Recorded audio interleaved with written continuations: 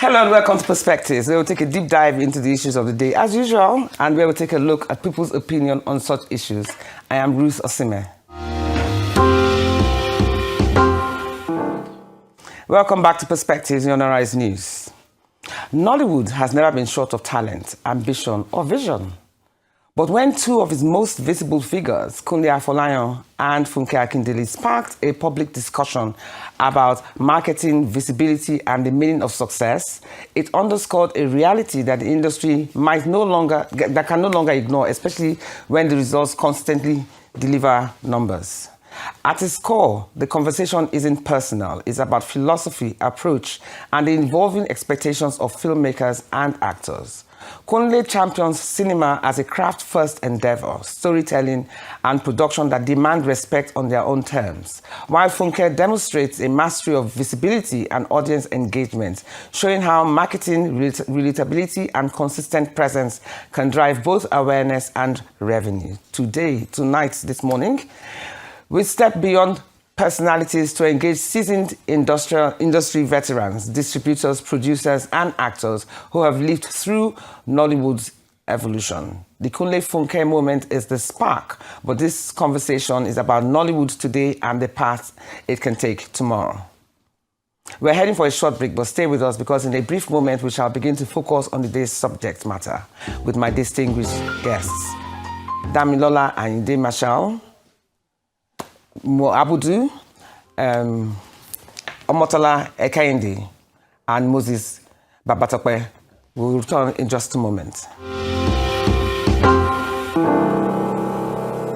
Welcome back here to Perspectives on Arise News. Now we have coming up on this episode of Perspectives, Omotola Jalade-Ekeinde, who we're hoping will join us soon because she's a bit late at the moment. She's popularly known as Omotola Almost Sexy, a multi-award-winning Nigerian actress, director, singer, and philanthropist. She has starred in more than 300 films. Omotola continues to produce and direct films for the global market while shaping Nollywood's creative and commercial landscape. We also have joining us Moses Babatope, a Nollywood veteran with over 20 years in cinema, production, distribution, and exhibition. He co-founded Film House Group, led Film One, and now heads Now Media Entertainment Group, which blends local authenticity with global reach to scale African storytelling. And last, but certainly not the least, is Abudu, the one and only, founder or CEO, Ebony Life Group, home to Ebony Life Media, Creative Academy, and Ebony Life Place. The studio, the first African company with a multi-title Netflix deal,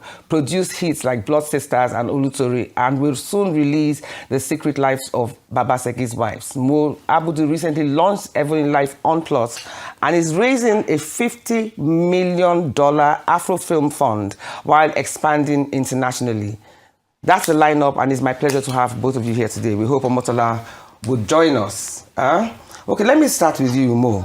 You have heard about this whole... Before we even start, there's a skit that I want to show on TV. So before we start with the conversation, let's spare a minute to take a look at this next clip for a proper grounding to the discussion. The Sins, my new movie. Okay, let's see how we can promote this one. How to promote #BTS the movie. Number one, I think I should. No way, Akindele. Don't do that. You're bigger than that nonsense. Promotion. You're made, you're established. 4 times highest grossing filmmaker. Just sit back, relax. Put the movie in cinemas, announce, and that's it. Drop the trailer, drop the key art, go sleep, travel to an island, go chill, lay down. No way you will listen to that voice. Funke Akindele, highest grossing filmmaker. You like that title, right? Is there anything bad in you getting it for the 5th time? Rise up. Stop promoting. Don't listen to that ugly voice. What's she saying? She wants you to get some local moves, and then leg walk. No. Get up. Tell that voice, get thee behind me. Funke, wake up. Stop You are sleeping, Abi? Ah! What do I do? Okay, first, let me go and bath first. Anybody I see, I will collaborate with. If I see you, my fan out there, I will collaborate with you. You will dance, you will wear clothes, you will do all skits. This movie behind the scenes, it has to blow. If you're living glass house, don't trust those, don't you know? You know, let me start with you more. Because when you look at that, it almost seems that like that's the only way to now promote your film. So what do you think? Would you add, is this the kind of skit that would you adopt this kind of skit for your movies? But you've also had several #1 hits. So do you think this is a new way forward, or it doesn't work for everyone? First and foremost, it's good to be back on Perspectives. I haven't been on the show for a while, so good morning, everyone. For me personally, I think it depends on the film that you're making, right? I think it has to be genre specific. So if you're making a comedy, yes, those sorts of dancing skits can work. But imagine if it's a murder mystery. Imagine if it's a political drama. I mean, imagine if it's a horror film. You know, so I think you have to look at the type of movie you're making. And then what we would do at Ebony Life is to sit with our teams and our marketing execs and say, what should be the proper marketing strategy for this type of movie? So I wouldn't just get up and say, let's start dancing. No. And I don't want to believe that that is what Funke or anyone else does. I think maybe, obviously, because her films are very light-hearted. So therefore, probably dancing does fit the mode of promoting the film. Okay. But I think, I think you have to look at the genre of the film and let the genre decide on what the strategy should be. So in other words, if you're doing a comedy, would you entertain promotional skits like that? I would look at the topic matter very carefully, and I would examine and say, what do I think we should be doing to promote and market this film? And the thing about marketing and promoting a film is you need to look at different markets. For example, if you're looking in Nigeria, maybe a particular type of marketing, campaign would work. If you're looking at England, a different type of campaign would work there. So I think you really sort of have to, personally, the way we work at Ebony Life is to think very deeply and very carefully about the audience that we want to go to, and then sit back and say, how do we want to take this to them? I mean, if you take, for example, a film like 50 or a film like The Wedding Party, we didn't really engage in the dancing and singing, but we did have a very strong, marketing campaign that sold the movie based on, creating trailers and promos and meet and greets and giveaways and, all manner of things. So I think you have to decide on what story am I telling and how do I want to sell this story that I'm selling. Okay. Which brings me to you, Moses. Some have argued and said that Funke has a very large presence online, 16 million followers and what have you. And I want to also, do these promotions like this, do they actually work for an actor's online buzz, and do they actually drive ticket sales? I mean, how well has Funke done following this approach? Thank you, and good morning to everyone, and it's great to be here on Perspectives. And then I'm very happy that for the first time in a while we're spotlighting what I consider positives of the film industry, and that the box office is really in the focus or in focus. I definitely think that the film promotion strategy we're seeing, particularly from Funke, I think it's working. I think if you just look at the last 5-6 years, have been some of the most challenging for box office business in Nigeria. And yes, because of the pandemic. The pandemic restructured and reset how, cinema business is run.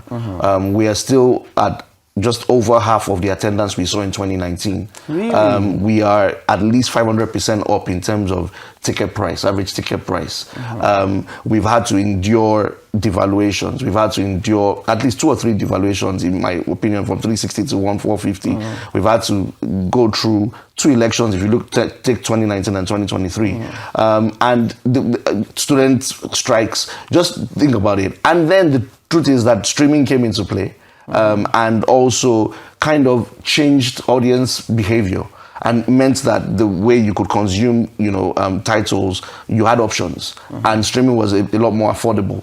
So of course that affected the cinema business. But if you look at the success that has been recorded with Funke's titles since 2020, the year of the pandemic, and you then weigh that against the way she's presented her film to the public or launched her film to the public, there's a strong correlation in what she's done very consistently in promoting those films. And I think it will be also ignorant to think that there's no kind of strategy behind it. There is a proper plan that also involves a lot of spending, but what we've seen is a consistent delivery of box office records. From 2020 with Omotola to 2022 with Battle on Booker Street, 2023 with A Tribe Called Judah, 2024 with Everybody Loves Jennifer, and now mind-blowing record over 2.5 billion with Behind the Scenes. So for me, if somebody has done it once, twice, you could say there's some kind of luck to it. When you've done it 4 and now 5 times in the most challenging period where people are more discerning about going out and spending. And just to also say this, going to cinema now is not the most affordable endeavor. You go to cinema, you're calculating how much you're going to get there with an Uber and going back, and you're also spending on potentially a couple and popcorn and drink. It's 25,000-30,000 naira. So if somebody is able to draw out people year after year, even though, yes, it's the most lucrative time of the year in December, and continues to beat every record that's been set, and there is a particular formula that has been used and that connects, then of course, I think it really answers our question about... Yeah, but it's good that you said that, because I would have also thought that it actually connects also because of her personality. Because people still see Funke and see that Jennifer character. The thing is that Funke is a mixture of many things, isn't she? Yeah. I mean, Funke writes, Funke directs, she produces, and she acts. So she multitasks in a number of things. And not everybody can do that. So the thing is that she's able to tick that box in many, many ways. And I think that's part of her success. And many others can't replicate that because they're not able to tick all the different boxes that Funke is able to tick. And with every other film industry, I mean, there are always the exceptions. Funke is an exception in Nollywood in terms of the skill sets she's had. And let's not also forget that it's not something we're seeing in the last 5-6 years. She's cultivated an audience over the last 15 years. Yes, she has actually bent the rules to suit absolutely over the last 15 years. So why we didn't see her in cinema for, I think it was probably 10 years, she was busy cultivating the Jennifer brand. And the Jennifer brand helped grow a lot of numbers on social media, fan base.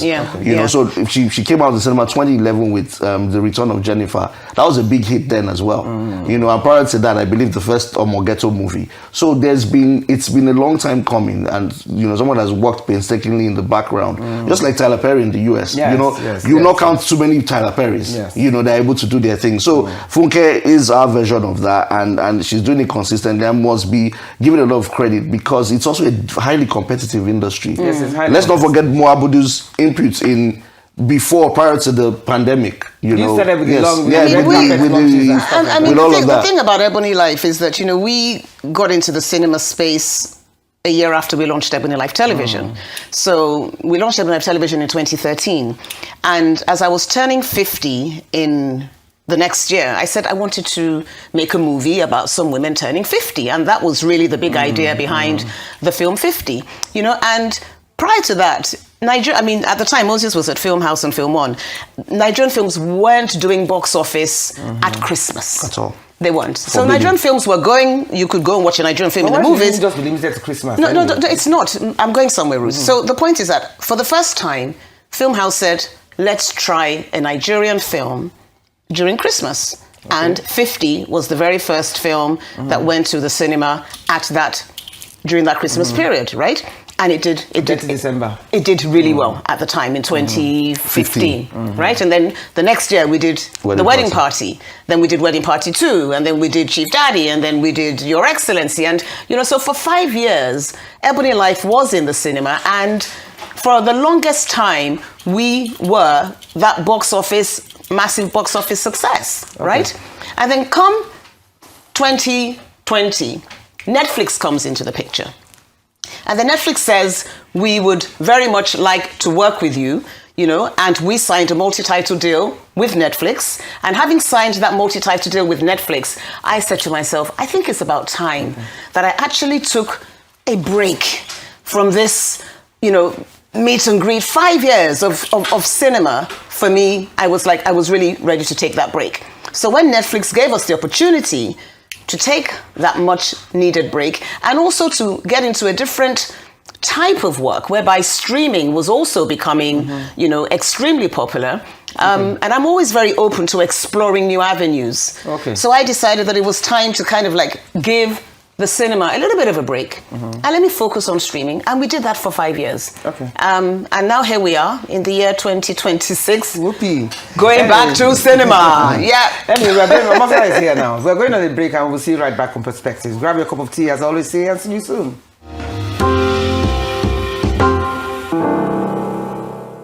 Welcome back to Perspectives. So now, let's dive right in. Omotola, sexy.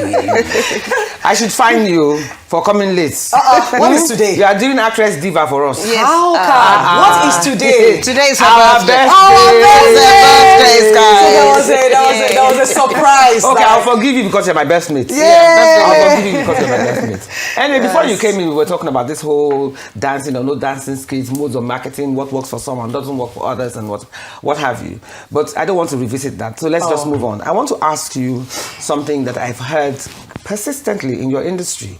Is it true that this rumor that there's a cabal that controls when your movies should come out and when they can't come out? That there's a cabal in the background working against you sometimes?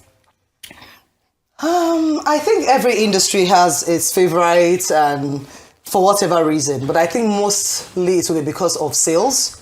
So I wouldn't say, to be honest, I wouldn't say it could be a cabal. I'll say people are maybe favored because they maybe feel that if they come out at a certain time, it favors the people who control that time or that's the finances at that time. So if we're talking about, say, cinemas, for example, naturally, if you are going to bring me money to my cinemas, I'll want to favor you. But I've heard of instances where sometimes you go as far as even going to the movie and they'll tell you, no, don't watch movie A, watch movie B. But that is also... Does that exist? So I'm just entering the cinema space, so you know I'm very blunt. Yes. So I will let you know how it is. Yes, please, let me know. But I have heard these things. Are you serious? Oh yes, people have been They saying actually it. divert customers. The to go and watch actors something themselves else. who have, or producers who have put movies out at this time have said they have. So it's not like they say they have come out to say this has happened to them. And then there are some fans too who have corroborated these stories and said, I went in to see this movie and maybe someone canvassed me to watch something else, or there were some things that we thought were But not. is that even legal? Is it even allowed? Are you It allowed to isn't, do so that? Okay, let me our ask you. bosses are here. Let them tell us ask how you. that will be done. Is that true? It's not true. It's not true for Ebony. I can't speak for all the cinemas in Nigeria, but I can most certainly speak for Ebony Life cinemas that it is not true. We run a professional business, right? Our return on investment depends very heavily on ensuring that we have people sitting in the seats in every single cinema. It is in our interest to ensure that the cinemas are full. Listen, if you take, for example, we have 5 cinemas at Ebony Life, right? 5 cinemas, we do 6 screenings a day, that's 30 screenings. 30 screenings a day times 30 days in a month, that's 900 screenings. There is plenty of space. Now, even if you're saying, oh, some people prefer to have peak hours, 50% of that is 450 screenings. One movie can't dominate 450 screenings in a month. We need to break this down for everybody to understand that there is enough room for all major films to be seen. Now, when your film is in our cinema, and if it has no audience, and I'm running air conditioning, and I've got staff to pay, right? And you only have 2 or 3 people sitting in a 100-seater cinema, by the next week, we're going to have a conversation about the fact that your movie can no longer really have that time anymore. I don't care. There's no sentiment to anybody being in the cinema space. There's none. To her, to Moses, to me, to my daughter. Tell me that I had a film that came out last year, right? when it wasn't performing, we had to say we had to move that film out. So there's no sentiment. This is about making sure that we have a return on investment. It does not matter who is the owner of the film. If I am able to make a film and we're not able to fill up the seats, it's going to go to the next film that can. It is as simple as that. Okay, let me ask Moses. How long does a good film stay in the cinemas? How long does it run for? And how do chains allocate screens when multiple high-profile releases compete? Especially in a time like Christmas, if you have about 4 or 5 movies, really strong movies, how do you allocate the timing? How do you share the timing equally and fairly? So let me answer the second one before the first one.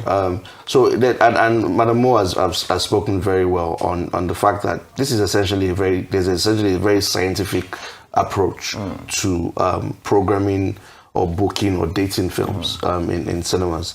And the first one is, evaluating that demand exists for the film. And how do we know that demand exists from the film? Everything from sentiments on social media, everything from, your audience prior to the release asking about the film, everything from their engagement with the promotional assets in the film, or the stars in the film being really motivated about the film and really talking about how they're going to meet and greet, their stars in the film. So a number of those things are very, very, very important going in. The filmmaker's track record is also very important. If, like we said, we were just spoken about, if somebody has done films consistently in a particular window and delivered the goods for the cinema, they will always be prioritized. And there's no apology about it. Is that they've done the consistent work, they've invested, to bring their films, to the cinema, and they know they're going to market each and every cinema. That kind of person is going to be prioritized.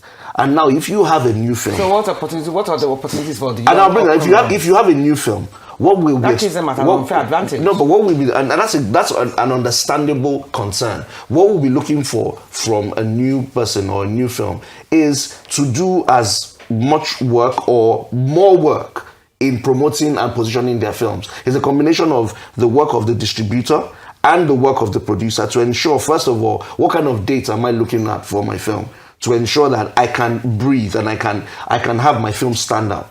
You have to be, one of the big things we do in the business is competitor analysis. Like, what film am I going up against? Is there an audience for this film?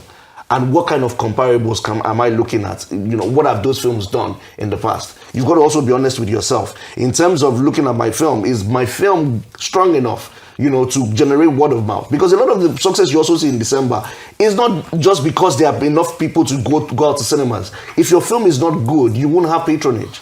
Your film has to be of a decent quality, have some word of mouth, features. But must it be in December? It doesn't have to be in December. Even the peak periods. What about if your film is not strong enough to compete? It doesn't have. If your film is not strong enough to compete with the power brokers like the Abudus and the Omotola and what have you. Yes. And you're a young up and coming producer and you want to launch a movie. Yes. Are you saying if I do it in November, it won't garner as much? Of course, and the great thing about why does it seem like December is the only time that films launch? The great thing about the December window is, or the great thing about Nigerian cinema business is, we're now able to open up various parts of the year. We've seen end of September into October open up. We've seen June open up. We've seen Easter open up in April. In fact, as a result, 2025 we saw about 4 or 5 windows, including January, open up. So it can be that. You talked about a new filmmaker, and I'm going to wrap up. A new filmmaker. Again, if you're a new filmmaker coming into the business, it would not be advisable for me that you go in January. If you look at December that has, a Funke film,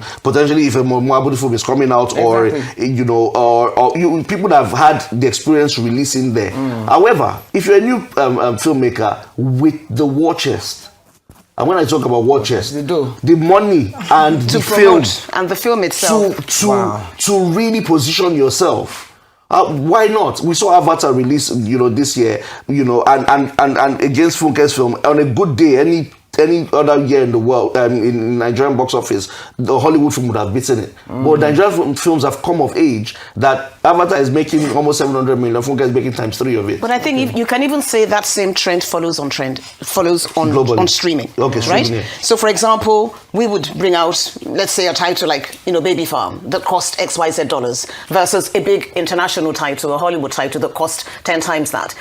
You are going to find that Nigerian film, Baby Farm, is going to get to #1 in Nigeria. Nigeria, and it's going to stay in that number one position for a period of time versus an international film that had way more budget. You know, people need to understand that there really is an appetite for local content.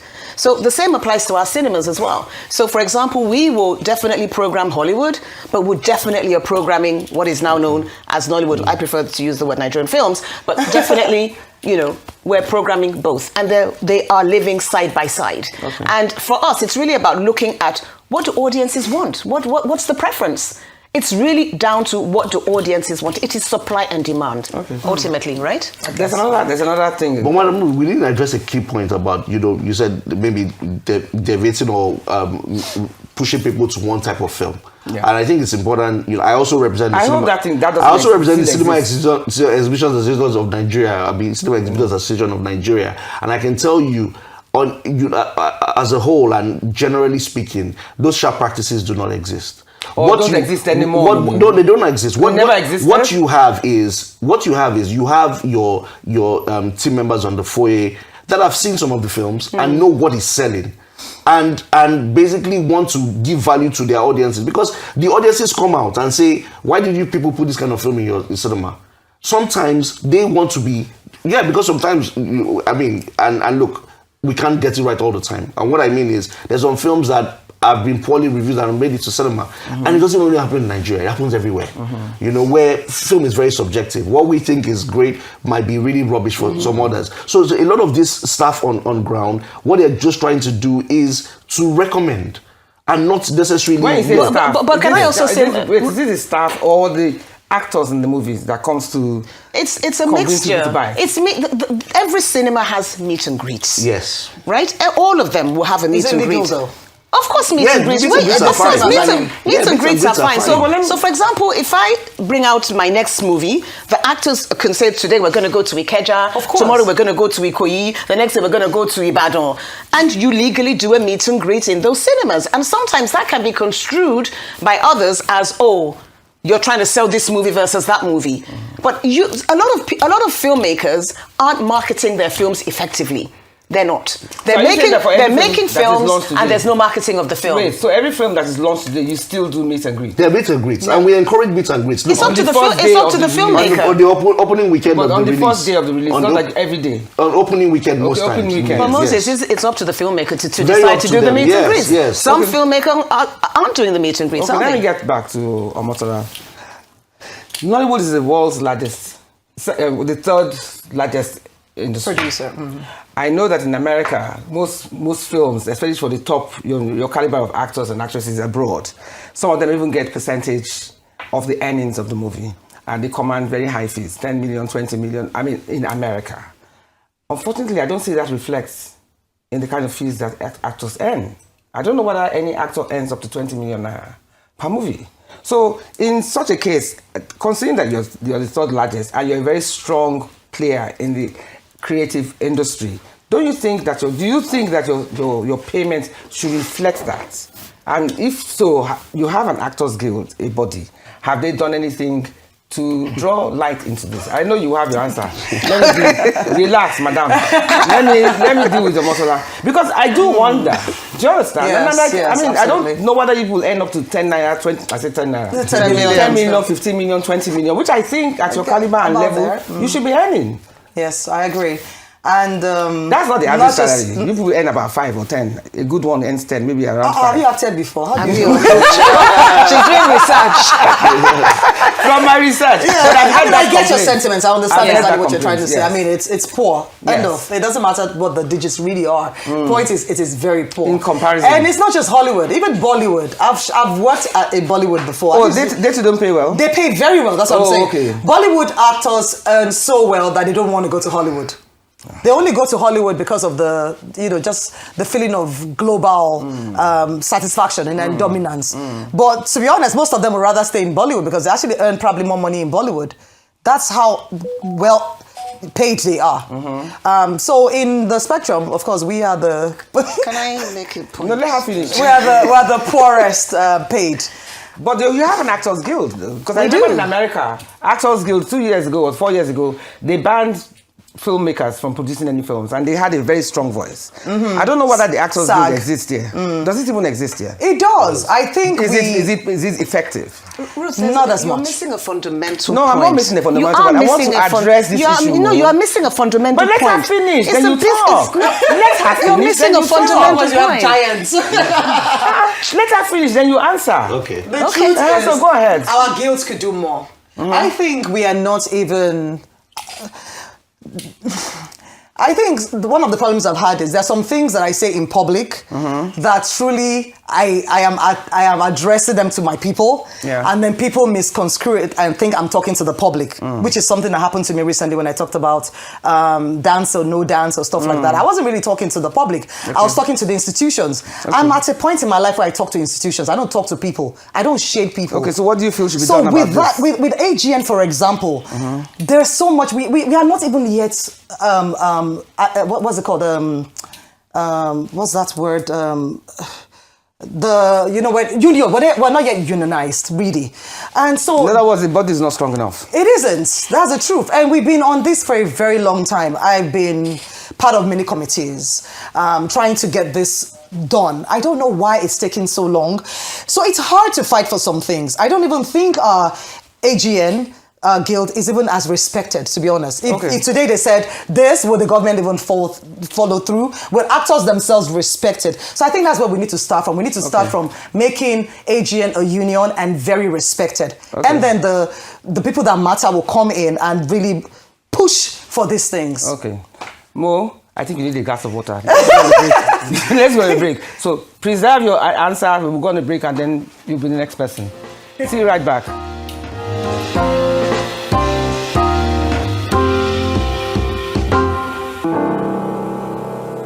Welcome back to Perspective.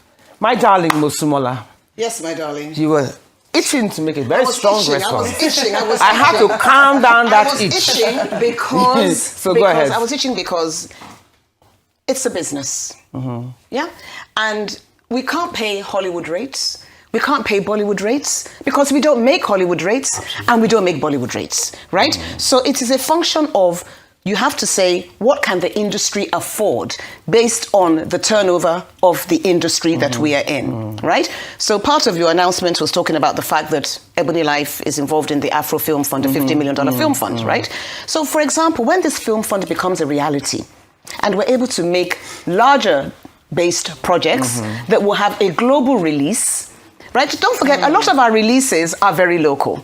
Even when we decide that we're going to go to London to just do the Odeon cinema or whatever it is, they are very, very small, premieres, or very small screenings for a very short period of time. Yes. Right? So we're not making the same return on investment that America is making or that even India is making. And even locally, India has way more cinemas than Nigeria has. True. We have 300 screens, I think, at the moment. They have thousands of screens. So it is by function of the fact that we don't have that same amount of revenue and resources to be able to pay more, right? So therefore, as we grow our industry, we're not where we were 10 years ago. 5 years ago, we were probably paying actors, 2 million, 3 million. Sure. Now, if you don't pay an actor 20 million or whatever, they're not going to turn up, right? So definitely, we have come a long way in terms of raising the bar. That the bar has been raised. And I think it's going to be raised even further with, as I said, with this film that I'm doing. I know other people are doing other funds as well. When those funds go live and we can start to do international collaborations and we have global distribution, then our actors will have every right to demand that they be paid more. And they will be paid more because we're going to be making more. Okay. So it's the math. I couldn't disagree with Madam Mo. I think that it's very important when we have these discussions to also celebrate the economics of Nollywood filmmaking. It's also something that people look at, that we're able to do so much with very little. Very little in a lot of sense. Infrastructure deficit, lack of institutional financing, lack of government support, lack of a lot of things that are in place. But here we are telling stories one way or the other. We've got box office from a low of 2 billion to 15.6 billion. We've got the international streamers here. They've come to invest, and look, we're also fighting with the fact that, now we have various issues we have various issues with the amount of people that can buy our titles around the world. We have issues with piracy in terms of how it's been, how it's eroding, intellectual property. So there are various challenges that we have, but we need to really understand the kind of industry that we are and the progress that we're making. I want to just attend to the point of the guilds. I have to say, in the last 3 to 5 years, I actually think the guilds have stepped up. The particular question was AGN. I think the guilds, the guilds are necessary. I think the AGN, DGN, and the Producers Guild, I like to think the engagement is better. Of course, they can be better. I'm not sure what else they can do in terms of pushing for more pay. Definitely pushing for better standards and professionalization of the sector. Yes, but in terms of pay, right now, I think there has to be a more holistic conversation around that, and it boils down to our ability to get our films beyond just our shows. It's good that you mentioned that. Economics. Yes, the economics. But you did mention the government support, because I know that the Nollywood industry is one industry that hasn't really relied heavily on government support, as well as the music entertainment industry. The bands and the Burna Boys and what have you. Government has had nothing to do with their growth. But this is a very important sector that is globally number 3 in the world. How much more involved do you think the government can be? I mean, Mo is raising a $50 million film fund. Yeah. Why can't the government do something similar? Look, I like to. Why do we have to rely on international bodies to? I like to give them some credit that we have a creative industry ministry now, and we've seen some more presence. But I think there's a lot more that can be done. It's baffling. Give suggestions of it's baffling for me that it's baffling for me that in 2026 we're still having to make a case for a sector that has a box office that is the dominant box office in the whole of the continent, right? Exactly. When we talk about local and versus Hollywood, we're 50-50. In South Africa, it's less than 5%. In East Africa, it doesn't exist. Wow. In North Africa, you only have Egypt that sells or exports to the Middle East. Like in the whole of Africa, you have a sector that with a formalized revenue process coming, and you also had the streamers coming to validate your sector that it exists. You also have multi-choice on the channels. So it beats me that we're not seeing that this is a low-hanging fruit that employs millions. You potentially, like Omotola just said, you put tax rebates and it opens up the doors to 4-5 million people being employed. People are already on their mobile phones. They're making content. They're making short films. Imagine you just give some kind of subsidies for people that want to invest in community cinemas, and you have them in 774 local governments, and all of those places they are employing people. Those people are paying taxes. How people do not see and I'm hoping I'm talking to a government official or wherever that look how you do not see great employment opportunities, how you do not see a sector that would help launder your image positively in 2026 where elections are coming. This is a sector to back up. Yes. I think the challenge is that Nigeria has so many priorities. There's health, there's housing, there's education, and I just think that there's just too many things to focus on. So the creative sector has never really had that opportunity to be a part of that focus where... But they should have a strong voice, because it's they need to understand so like what South Korea is doing. The entertainment industry is what will help every other sector. Every one of them. Because their government has been intentional. Very intentional. About it. But you could lend your voice to the creative sector or talk to the key players. But I think also it's because it's because we have a sector whereby the players themselves are strong. And if our players weren't strong, we would have a totally dead sector. So I think maybe the reason why the sector is as successful as it is because the players are strong and government has said, you know what, let's get on with the other things that are considered more priority. They look like they're all right. They seem to be doing. I know, but I'm saying the government could do more. They could 100% more. Capacity building, distribution, treaties. There's so much the government can do. And we shouldn't also be a government. Don't say because they are strong, then they don't need assistance. Because they do. I'm just thinking of why maybe there's no support. But there's also a problem the government has where it only attends to the fact that people are nominated for awards or people have won awards. awards, that's when you hear congratulatory Yes, messages, yes. or we need to be seen to And it's such good invest in PR for potential. us. Yeah, it's great. I mean, We've made the case many times, but as I said, I think it's just a matter of I think it's also priority. important that when the government is coming into the industry, that they do a lot of research. I have to speak as an actor and someone who's also, because that's what I'm representing on this table. I feel like a lot of people also in the industry feel like they are usually not carried along. Their you mean voices are not, actors? yes, Okay. are not carried along, and they are usually not on the table. Let me put it that way. So they feel like they're gatekeepers. When things happen, they hear them. Because there's been some kind of interventions here and there, maybe not enough. BOI here, that there, and then most times actors are always on the bottom of the whole chain. You see, so I feel like I'm looking at South Korea as a case study, and I'm looking at what they do. And also because I now live in a place where they are actually coming in droves to dominate. I feel that our government needs to look at this very critically. Who are the people in the industry right now that are actually pushing us globally? Absolutely. We need to have a plan, because we are strong enough. Yeah. Yes. But we are not taking advantage of our strength, our culture, our diversity, population.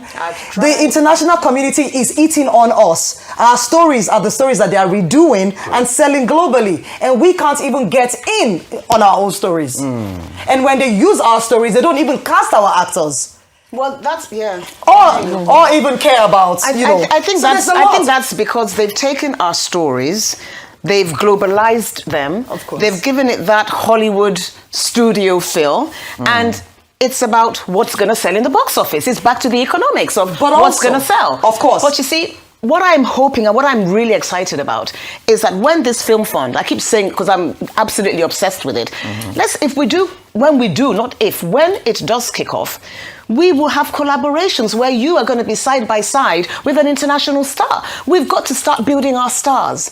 And you have to then be able to command box office globally. You can't command box office globally right now because nobody knows you globally except in that diaspora market, right? I'd like to share a different thought, and I would say, with all due respect to the Film Fund, which will do great things, and I think it's very important that we have it, and I'm celebrating it. I think that very importantly for the government is to also look at the local market. We've not taken advantage of the 230 million people that have potentially 100 million smartphones or internet-enabled devices that we can formalize demand and supply of our creativity. We've not done enough to be able to connect that and really, really make the noise. Anywhere around the world, it's their local industries that validates them. India, China, Turkey, the United States, check anywhere around the world. Their local market is grounded. Their local market and economics, is there for them. That makes sense. And this is where the government has to play a role. I'm very big about us exporting. Very, very good. I'm big about us collaborating. Yes. But bigger and more sustainable is the numbers locally. We have the numbers locally. And then if you look at regionally, West Africa, 400 million, Sub-Saharan Africa, probably another 800 million. We do have the numbers. That is those are the numbers we need to be looking at and making sure works for us. Yeah, we do So, have Mo, the let me numbers. ask you, because we're almost rounding up. Do you think we're telling our stories strongly enough? Do I think we're telling our stories strongly enough? Strongly enough. It's a global market. Locally, storytelling is about how can a local story appeal to a global audience, right? I think we have two types of filmmaking currently existing in this environment, and mainly our focus is on local for local. It's not really on local for global. Why not? Because the way to tell a local for global story is slightly different to how you tell a local for local story. How? In that the story has to have that central way in which it's going to appeal to a global audience, right? And it has to kind of have that American studio feel has to somehow be in the mix. The way that we currently write, and the way a lot of our writers currently write, they aren't writing for global audiences. Because so the only way that we're going to be able to do that is possibly to collaborate with international writers that is going to ensure that your story... for example, we have a project that was written locally, which is great. I've sent it out to someone in America and they're like, we have to rewrite it for it to be able to appeal to a global So audience. if you're going to write a historical piece now, you're going to make a historical movie and make a series out of it. You know, Oduduwa, whatever it is, yeah, whatever. yeah. They're so rich with culture and Yes. everything. Does it not take away our authenticity if we now try to blend it? It's not to about suit blending. It's about foreigners? making sure, you see, it's an That's writing is an art. Yes. Writing is a real art. Like as soon as you pick up that script, you're going to see from page 1 to page 100 Yeah, but or can we whatever still it is. maintain our We can. authenticity? We have can. to. We can. We must. We can. We must. Blending or We blending can. things. It's We must. also about structure, isn't it? It's about story structure and how the stories are written and how the And we story. have so many beautiful stories We to do. tell. We do. We do. We haven't even begun to tap We do. into it. We haven't. It begins and ends with the story. It's back to story. We just aren't there 100% on our own with that story development yet. Okay, let me ask Omotola, because we're rounding up. You're doing a movie, and you tell us a bit about the movie that you're launching, but how have you, from what I've asked more, how have you as an actor considered that you would like to also sell our narrative to the global audience? For the very long time, I mean, my seniors are here and they know how much I have been pushing internationally. Sometimes hits, To tell sometimes our miss. own narrative Yes, stories, I have yes. always wanted to. That's always been my vision. I am very big on that. It's very important to me because I feel that until we conquer that, Yes. we can't really do have a seat at the table. Because at the end of the day, this business has a headquarters. It has its headquarters. And we need to dominate that headquarters to show that we are our own power. We already have done this a long time Yes. ago, even before we came to streamers or anything. We did it with VHS. We were touring. I remember the first time I went to New York, they shut down that place and called NYPD because the world wanted to touch us and see us. So we have shown that we can do it. Yeah. All right. But now, how do we package it properly? How do we sell it in such a way that now they can eat it and enjoy it and say, Yes. you know what? And learn. This is not Nollywood. This is international, but it is, oh my God, but this is new, this is exciting. I think, of course, like they here are talking about, you know, money. You know, let's talk about, we need money. Yeah. Simple, we need investment, we need structure and all of that. But then we also need intentionality. I will always say that. We need, it starts with, let me tell you something about Hollywood. Even though they're many thousands of years older than us, if you watch, you will notice that every international movie Hollywood makes, they always make sure that the Hollywood star is the savior. Have you noticed that? Look at Blood Diamond when it came to Africa. It was Leonardo DiCaprio that saved the day. Yeah. You know, the Hollywood actor always is the savior. The myth of the rice. He's always the savior. And what are they trying to do? There's intentionality. There's a message. They're trying to say Hollywood or America is the best in everything. That's what Nigeria needs to do. We need to be intentional. We need to support our own. She's doing great. I just came from Ebony Life Studios. I have never been to the cinemas. I have to give you your flowers. I have to give you your flowers. I've always just gone downstairs, done the events and gone. Like, this is international. It is international. Okay. Moses here was the first person that I worked with in London, remember? Before he even came to Nigeria with Last Flight to Abuja. Yeah. You know, so this, I mean, you brought the best, some of the best, you know, of the industry and people who have been pushing internationally as well. And there are so many others that are not on this table, but are doing that. And I always go back to that. The government needs to understand that this is something that the government themselves need to pioneer. Call the people who are already doing this and then sit down, take their decisions and help us, you know, push it. Thank you so much, Omotola, again, Dave. Thank you so much. That was a very passionate Yes, kudos. And thank you so much, my best Lomo. We almost fought on air. Well, you guys are always like that. I hope they know that. Nobody should put mouth in our matter. Nobody should put mouth in our matter. And thank you so much, Moses. This was a very passionate about one of my best episodes to date. Thank you so much. Oh, wow. So interesting. Okay. Now, Nollywood is big enough for multiple definitions of success. One part emphasizes marketing and audience reach, another honors craft and storytelling, and both matter. If Nollywood can support both parts and the people behind them, and the government can support them, it will continue to grow not just commercially, but sustainably, preserving the commercial strength and creative depth that defines the industry's future. And that's all we have time for you today. We've been watching Perspectives here on Arise News with me, Ruth Otsime. Until the same time next week, goodbye. We have something to say together.